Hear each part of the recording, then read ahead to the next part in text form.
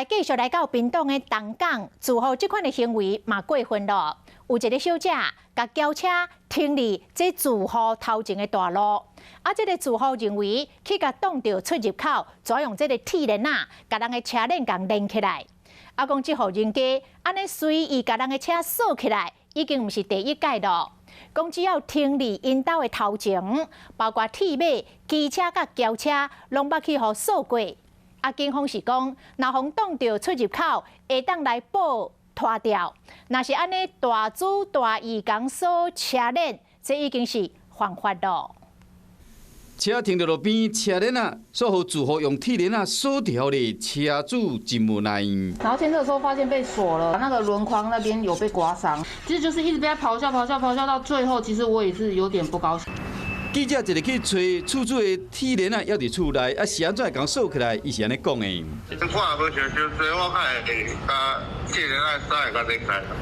代志发生伫屏东的东港9月2暗时9点外，这个36岁姓陈的车主将车停伫路边厝主发现讲，因兜的门互人挡1/4去，就将对方的车用铁链甲连起来。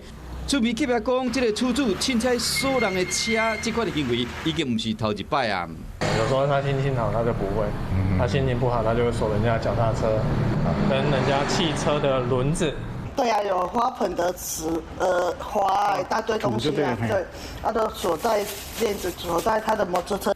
警方表示讲，若是发现徛假出入口，互人乌白停车挡条咧，第一时间会使报警，也是请拖吊车来。若乌白讲锁车，恐惊会犯法。民众如遇停车纠纷，建议报警处理，不应私自上锁。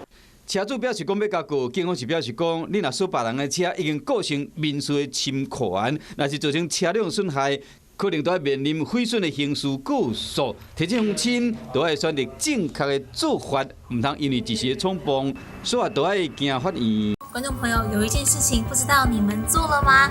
那就是赶快来订阅我们的 CH52华视的频道，而且记得哦，一定要帮我们分享、按赞，还要开启小铃铛。